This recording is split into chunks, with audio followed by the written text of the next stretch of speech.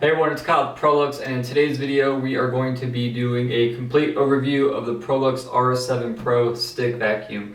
We're going to unbox it, we're going to assemble it, go over some setup and use, and then end it off with some maintenance and troubleshooting. So without further ado, let's get started.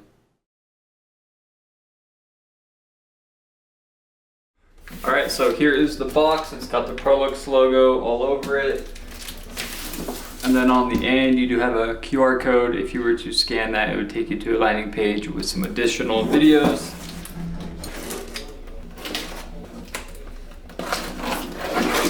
Alright, so the first thing is going to be a, thank you for your order. And then inside this bag, you also have the instruction manual. From there, you're gonna have two additional batteries. You're gonna have the wall mount hardware. You're gonna have the actual handheld vacuum portion, and there is a battery already installed, so you get a total of 3 batteries. You get the extendable or telescopic wand. You have a button lock crevice tool, button lock duster brush,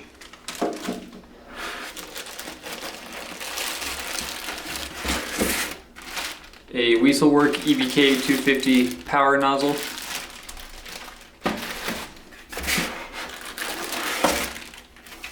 you get the charger, and then you have the wall mount. Alright, now that we have everything unboxed and out of its packaging, let's quickly recap what's included with the Prolux RS7 Pro. So, you get the handheld vacuum portion, you get the telescopic wand, duster brush and crevice tool, battery charger, wall mount, a little bag of hardware to mount the wall mount, 2 additional batteries, and remember, one is already included in the handheld portion, which gives you a total of 3 batteries. And then you get the Weaselwork EVK 250 power nozzle. Now that we've gotten that out of the way, let's move on to the assembly process. So for the assembly process, you're only going to need the handheld portion, the telescopic wand, and the power nozzle. And you can do this in any order you want. I'm going to start by attaching the telescopic wand to the power nozzle. So pretty much line it up, push it in. If you hear a click, that lets you know that you have it installed all the way. Then last, connect the handheld vacuum portion to the telescopic wand. I heard a click, you heard a click, so that thing is installed correctly.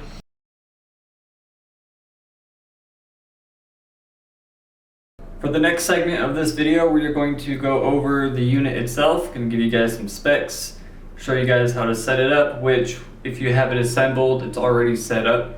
And then I'll show you guys how to use it, and then we'll go over all the additional goodies that were included in the box. So right off the bat, setup wise, if you have it assembled, you're pretty much ready to go.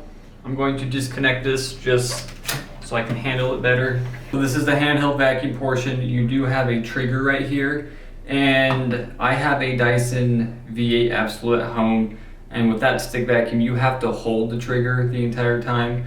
But with the RS7, whether that is the Pro or Pet model, if you pushed the trigger once, it's going to come on and stay on until you pull the trigger again.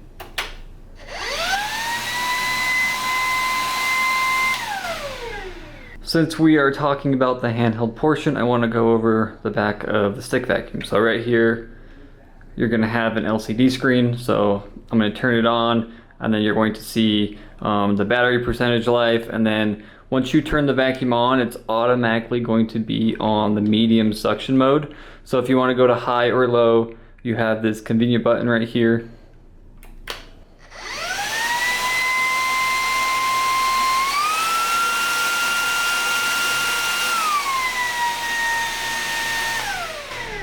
So that's pretty much how you use it. Again, it's a stick vacuum, it's nothing crazy. I feel like everyone has one now. Just to give you guys a demonstration though, if you were to turn the vacuum on,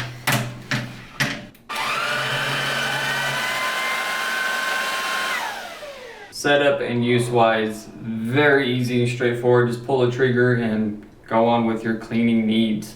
I want to dive more deep into the unit itself and go over some of the features and specs, along with covering the tools, the wall mount, and then the extra batteries and different ways you can charge it. Moving on to the specs of RS7 Pro. A lot of people, especially sellers on Amazon, they use a bunch of different words to describe the power of their stick vacuum. So you have, CFM, KPA, and then you have Airwatts. So I'm going to name all three of those off for you guys in case you prefer a specific one. CFM wise, you're looking at 30 CFM. KPA is going to be 26, and then Airwatts is 360. Water lift though is going to be 102 inches. Charge time for the batteries is 4 hours, but we give you guys 3. So if you're doing a longer job, you can quickly switch out the batteries. Filtration wise, you have a HEPA filter, and then you have filters in the back, and then you also have the cyclonic filtration inside the dirt bin. To remove the battery, you have a button on the bottom of it. Just push it in, pull it out. It's very easy to detach the dirt bin. There is a button up top with a unlock icon. Push that down and you can simply pull it off. And then from here, you're able to take the top lid off. You have another HEPA filter, and then you can take the cyclonic filtration out in case you want to get a deeper cleaning, or if you suck something up large and it's restricting the airflow or it's blocking the port right here. So very easy to disassemble, very easy to reassemble. And then when you want to go ahead and reconnect the dirt bin to the actual handheld portion, there is a little hook right here, and you need to hook that in first, and then just push it in and it's good to go. So again, 3 stages of filtration: cyclonic, pre and post motor, and those are so easy and simple to remove. Telescopic wand, I'm sure you guys know how to work this. There's the button on the back, push that in, and you can extend it. Moving on to probably the staple of the RS7, it's going to be the Weaselwork EBK 250 power nozzle. This thing works great on low pile to medium pile carpet. It does work pretty well on high plush carpet. The only thing is, with some of our other units that have a lot of CFM, sometimes the brush roll will bog down. But since the stick vacuum only has 30 CFM, the brush roll is still able to rotate at its normal operating speed and clean anything up. It does have LED lights on the front, and if you have hardwood floors and you have a dog or kids that make messes or shed a lot of hair, that LED light is going to show you guys what you are not picking up with any other vacuum cleaner that does not have an LED light on the power head. You'd be amazed of how dirty your floors are when you think they're clean, because you can see every single tiny speck of dirt or hair. So love this power nozzle, great stick vac. The brush roll is removable, so there is a little twist knob on the side. It's in the closed position, but if you turn it to open, you can pull it out, and this just allows you guys, the user, to quickly clean it off. And here's another cool thing. On the bottom of the power nozzle, you have a removable cutter tool. So if you want to pop that out, push in the opposite direction that it's seated in the power head, then this little tool allows you to quickly take care of any unwanted hair on the brush roll. And everything I'm covering in today's video will be found in the owner's manual. So if you like to read, you can read the owner's manual, but if you want to listen to me talk about it, I'm more than welcome to talk about it. Moving on, the other goodies that were included in the box, like again, you have a crevice tool and a duster brush. So if you want to get down and dirty and do some deep cleaning, you have these tools. They also attach directly to the wall mount, so it keeps them from just being put in random places and lost. So pretty much just pop them on and you're good to go. If you want to remove them, just twist and pull off. Wall mount, it is what it sounds like. You can mount it on the wall and then the vacuum sits on it to charge. But the thing with RS7 is there are 3 different ways you can charge it. You can charge it directly from the battery. If you put the unit on the wall mount, it's going to charge. There's a plug right there. Or you can plug the charger directly into the vacuum. So if you're using it and you know you're going to need an extra battery, just set it up so you have an extra battery charging.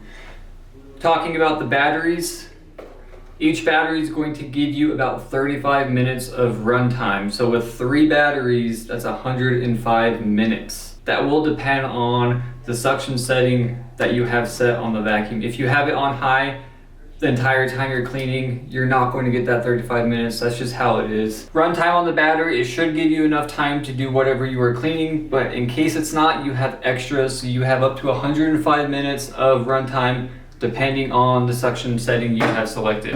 And then little bag of hardware to mount the wall mount.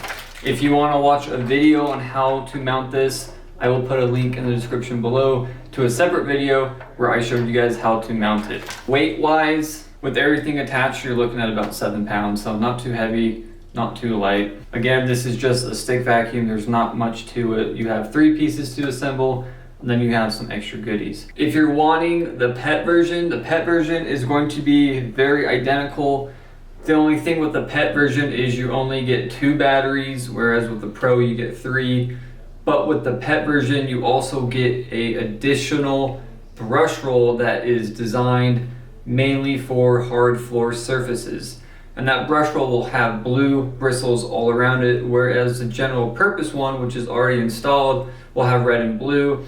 And even though this brush roll was not designed for hard floor surfaces, it will still get the job done. This is a brand new unit, so I don't want to get it dirtied up. So if you guys would like to see it in action, I'll put another video down the description below, or a link to that video down in the description below. But it's a stick vacuum, I'm sure you guys know how it works. The one thing I forgot to mention, if you guys want to use this like in your car interior, or if you want to do like your couch or stairs, you can connect the power head directly to the vacuum cleaner. So it's going to be a handheld vacuum instead of a full-size stick vacuum. So now that we've pretty much covered, specs, features, setup, and showed you guys how to use it, which you just pull that trigger, I'm going to end the video with maintenance. And maintenance-wise for this stick vac, it's pretty easy and straightforward. Alright, so for the maintenance segment of this video, you pretty much just need to empty the dirt bin, and to do that, it's just like any dirt bin or bagless vacuum. You got a button right here, push that, the trap door will open, allowing you to empty the contents. Something I have noticed though, my dog sheds a lot, and that is mostly what we use this vacuum for, so just to pick up her hair on the hardwood floor in our kitchen. If this thing is completely full of hair, and you open that trap door, some of it will fall out, but more than likely you guys have to reach up in there and pull it out, which to me that's not a big deal. I'm trying to be very transparent with you guys. But maintenance wise, again, you got 2 filters, you got a pre and post motor, and I showed you guys how to remove this already. Every 3 to 6 months, depending on how often you use this, just inspect the filter. If you notice some dust on it, you can blow it off with a can of air or air compressor, or you can rinse it underneath your sink. If you do decide to wash it, please make sure you let it dry completely before reinstalling it. And then the post motor filter, Pro model is going to be this yellow cover. If you have the pet model, it's going to be blue. You have a button on each side, push those in and pull it out. Here are the 2 little HEPA filters, and to remove them, just pull them out and then reinstall them. Just put them back in, it's that easy. And then again, to replace it, just put it back in the same way you took it out and then push the cover on. As for the dirt bin, like I showed you guys, it's very easy to remove. If you guys wanted to rinse this out or throw it in the dishwasher, you're more than welcome to. Depending on if you want to put it in the dishwasher or not, I would make sure that it's not full of dirt, because we don't want this thing to clog up your dishwasher. So it's just a better bet to just run it underneath the sink. You can bang it on the trash can to get some extra dirt to fall out. But when it comes to cyclonic filtration and the two filters, every 3 to 6 months, check them and either clean them or replace them depending on your situation. Power nozzle, maintenance wise, you just have that brush roll to keep an eye on. If it's covered in hair or you clean something up and it is blocking or restricting the airflow, remove it. Again, you can easily remove the brush roll, which allows you to quickly take care of any unwanted hair or debris. And then while you have it out, inspect the fill tube inside the power head. If you look through the pivot neck and you see light, you're good to go. Again, a very easy maintenance head in case you ever need to do anything with it. My personal experience with the brush roll, it's just removing the hair, and most of the time I use my fingers and just pull it off.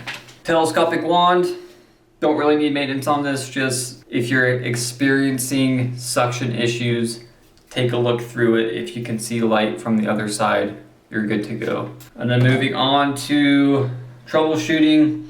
If your vacuum is not working, you need to make sure that it has a battery that is fully charged and that you're